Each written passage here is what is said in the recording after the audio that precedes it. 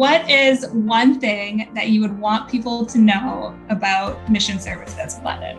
I think it was born out of simply recognizing need and feeling that they could supply help in very simple, concrete ways out of love.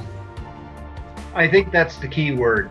You know, it was their faith drove them, and their faith was based on love, and that was the key component. And also, it wasn't just mom and dad doing it, because what got this started was a whole community, a Mennonite community, who decided that there was need and planted that 100 acres of wheat to get enough money to get it started. And then mom and dad were chosen out of that group to come to London to do it.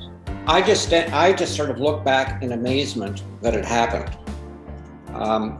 When you think of in 1950, a Mennonite farming couple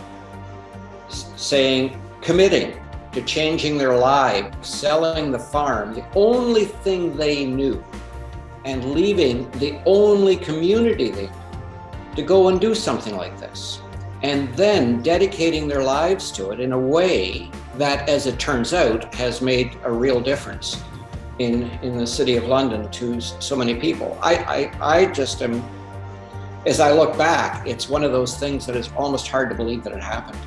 And that was no guarantee of the future. That was walking into a pitch black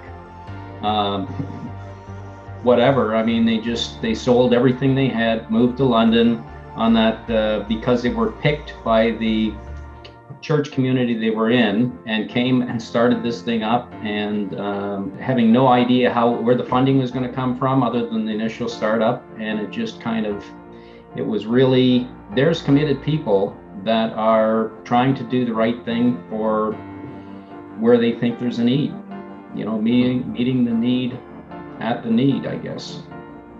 That's where that came from. And it wasn't sophisticated. It was just a bunch of people in Elsa Craig that got together and decided this was the right thing to do. And for us growing up in it, we really just had no idea. We were just a bunch of kids, and life was life.